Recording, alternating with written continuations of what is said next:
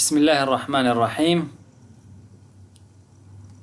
السلام علیکم ورحمة الله وبرکاته. رسیدلی یو سلو 240 نمبر صفحې ته، کتاب العربیة بین یدیک، لومړی جلد، لومړی کتاب، اوومه وحده، الوحدة السابعه، 30 درس، دویم حوار، الحوار الثاني. نن تیر درس کې غانم او غالب په خپل منځ کې سره بحث لره، محاوره لرله. په نننۍ دویمه محاوره کې ندا او الهام په خپل منځ کې سره محاوره لري. راځو ګورو چې ندا او الهام په خپل منځ کې سره څه وایي. ندا: السلام علیکم. الهام: وعلیکم السلام. سلام او وعلیکم دا متفصیل سره معنا کړي، ترجمه کړي. که چیرته څوک غواړي چې د دې په دقیقه معنا پوه شي، نو د همدې درسونو لړۍ کې زما یوټیوب چینل کې د پلی لیست ته لاړ شئ. پلی لیست کې د العربیة بین یدیک لومړی کتاب په نوم یو بیل فولډر دی. هغې فولډر کې د اول درس نه ټول شرحه شوي، نو د دې لپاره اول درس ته رجوع وکړئ. بیا هم که چا سره څه پوښتنه وي په دې هکله، پلی لیست نشي پیدا کولی، کمنټ پرېږدئ، زه به د پلی لیست لینک تاسو ته در پرېږدم. ندا ورته وایي اسمي ندا، زما نوم ندا دی. انا سوریتون، انا زه، سوریتون د سوریا یم. اسمي ندا، زما نوم ندا دی، زه سوریایی یم. الهام: اسمي الهام، زما نوم الهام دی. الهام اصلا ښځینه نوم دی. دلته په کتاب کې زموږ افغانان داسې زه پېژنم چې نارینه هم الهام نوم دی، نو ژبې تر ژبې فرق کوي. بعضې نومونه په یو ژبه کې خلک د مؤنث لپاره استعمالوي او بعضې د مذکر لپاره. انا سعودیتون، زه سعودی یم. ندا ورته څه وایي؟ انا زه طالبتون، زده کوونکي یم، فی په جامعه پوهنتون دمشق، د سوریا مرکز دی. د سوریا لکه د افغانستان مرکز و پایتخت کابل دی، نو د سوریا چې دی هغه دمشق دی. انا طالبة فی جامعة دمشق، زه د دمشق په پوهنتون کې زده کوونکی یم. ګورئ دې کې باید غلط نشي، یو کلیه ده هغه پوهنځی دی، یو جامعه چې هغه پوهنتون. عموما پوهنتون کې د طب پوهنځی، د تعلیم و تربیه پوهنځی، د زراعت پوهنځی، دا پوهنځی چې دی ته په عربي کې کلیه وایو، او پوهنتون ته جامعه وایو. او کلیه چې دی دا هغه ته بیا وایو کنه چې عربي اکثره ځایونو کې چې لیکل شوي وي نو زور و زیر نه وي ورکړل شوی. کلیه او کلیه باید سره غلط نشي. کلیه چې دی هغه ته وایي ګردې ته وایي. ښه،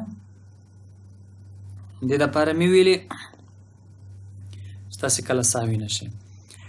او الهام ورته څه وایي؟ انا زه طالبتون، زده کوونکی یم، فی په جامعه پوهنتون، ام القرى. ام القرى نوم دی د څه شي د پوهنتون. انا طالبة فی جامعة ام القرى، زه د ام القرى پوهنتون کې زده کوونکی یم. ندا ورته څه وایي؟ فی په ای کوم کلیت، ښوونځي.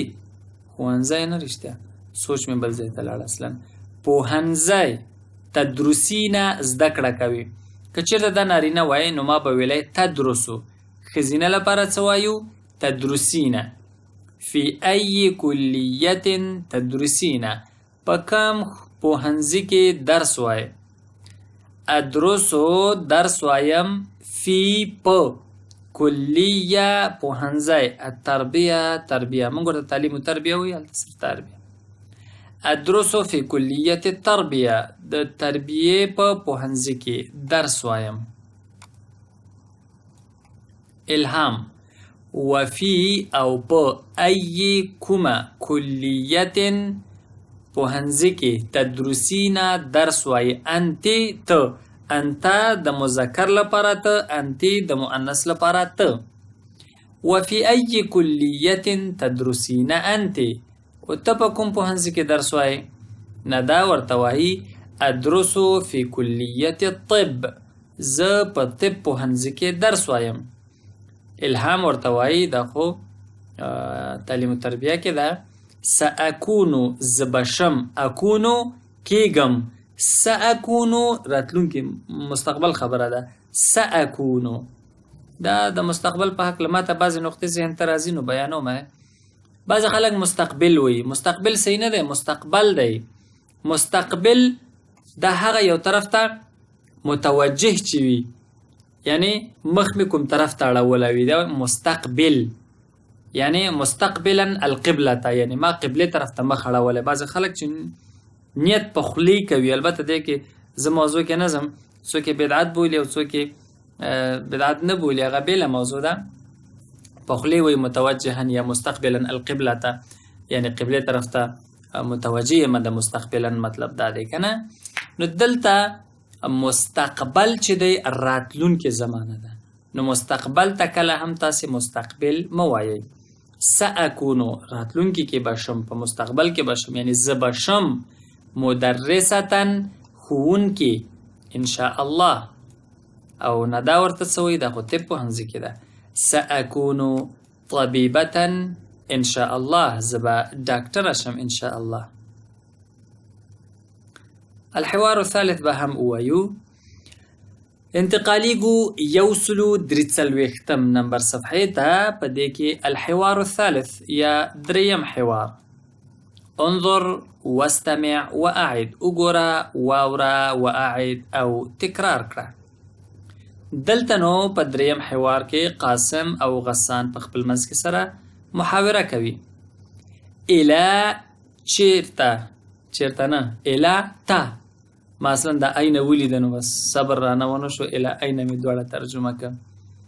تحت لفظي یو لفظ معنا کو کېدای شي بعضې زده کوونکي ورونه او خویندې ترې استفاده وکولی شي، کېدای شي بعضې ورته اړتیا ولري زه پوره جمله ترجمه کم، هغه به وایي چې یاره دا اله پکې څه شو او عین پکې څه شو. نو اله تا حرف دی. عین کوم هلته چیرته. تذهبو زی یا غسان ای غسانه. الى أين تذهب یا غسان. غسان چیرته ځې، کوم ځای ته ځې. غسان ورته څه وایي، اذهب زم، الى تا المدرسه ښوونځی، اذهب الى المدرسه ښوونځي ته ځم. قاسم ورته څه وایي، الوقت وخت. پښتو کې وخت وایو که نه، عربي کې وقت. الوقت مبکر، وقتی دی، وقت لا ډیر دی. وقت او مبکر وقتی، یعنی پښتو کې ورته کوم خاص لفظ نه لرو. لکه اردو کې وایي که نه سویرے، همداسې وایي فکر کوم بہت سویرے ہے. او دری کې څه وایي،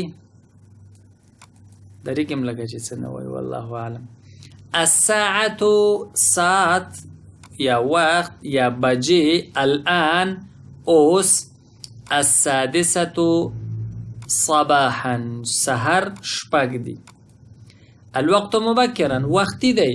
الساعة الآن السادسة صباحا اوس سحر شپږ بجې دي.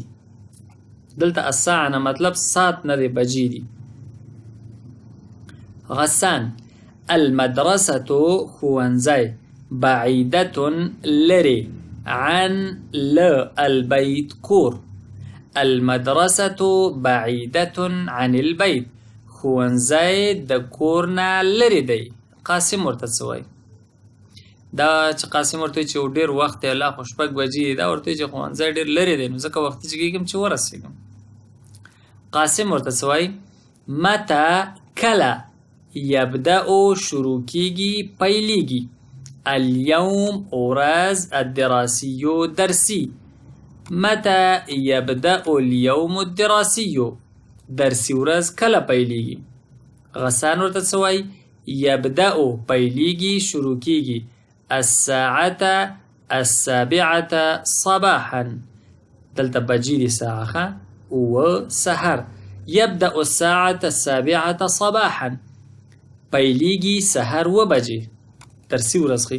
عموما ورځ خو سهار منځنه ورځ څخه شروع کیږي، خو منګه دلته درسي ورځ ښي. او درسي ورځ مطلب اول ساعت یا اسمبلي یا لاین یا طابور الصباحي چې ودرېږي هغې ته وایو چې درسي ورځ، یعنې همغې ځای نه مکتب، ښوونځی یا پوهنځی شروع کیږي. قاسم ورته وایي هل آیا تذهبو تزي بالحافله په بس کې؟ هل تذهب بالحافله آیا په بس کې ځي؟ لا نه. اذهب زم بالسیارة په موټر کې. هل تذهب بالحافله آیا په بس کې ځي؟ لا اذهب بالسیاره نه موټر کې ځم. قاسم ورنه بیا پوښتنه کوي متى کله ينتهي ختميږي اليوم ورځ الدراسي درسي. متى ينتهي اليوم الدراسي درسي ورځ کله ختميږي؟ ينتهي ختميږي الساعة بجي 1 يوا ظهرا مسبكين. ينتهي الساعة 1 ظهرا مسبكين يوا بجه ختميږي. قاسم ورته وایي کم څو تعداد دی که نه. کله چې د تعداد پوښتنه کوو چې څو، لکه وایو څو زامن دي، څو کتابونه لري، څو کمپیوټر یې لري، نو دا څو کم. حصة ساعتونه تدرسو درس وایي فی اليوم په ورځ کې. کم حصة تدرسو فی اليوم په ورځ کې څو ساعته لولې؟ ګوره یو ساعت دی چې په عربي کې هغې ته ساعه وایو. یو حصه ده چې دا هغه ساعت ته وایي چې په مکتب کې اول ساعت بدل شو، دویم ساعت کله 30 منټه شي، کله 45 منټه شي. نو غسان ورته څه وایي؟ ادرسو درس لولم 6 شپږ حصص ساعتونه فی اليوم په ورځ کې. دا حصه مفرد دی، حصص جمع ده ډیر ساعتونه. دې ته په انګلیش کې پیریډ وایو که نه، فرست پیریډ او سیکنډ پیریډ او تھرډ پیریډ دی. نو پیریډ ته پښتو کې موږ هغې ته هم ساعت وایو، دې ته هم ساعت وایو. ادرسو 6 حصص فی اليوم په ورځ کې 6 ساعته درس لولم. قاسم ماذا څه تفعلو کوي فی په الاستراحه دمه تفریح.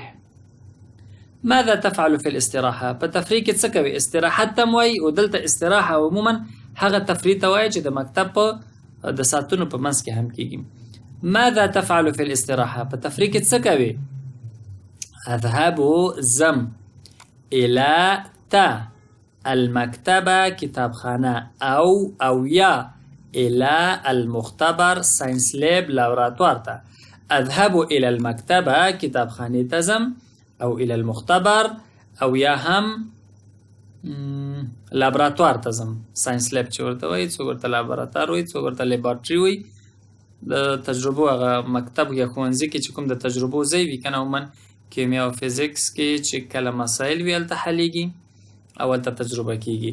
نو په 8مه وحده کې موږ 3 حواره خلاص کړل. راتلونکي درس کې به بعضې مفردات وایو. نو تر راتلونکي درس پورې مو زه اصغر صلاح په لوی رب سپارم.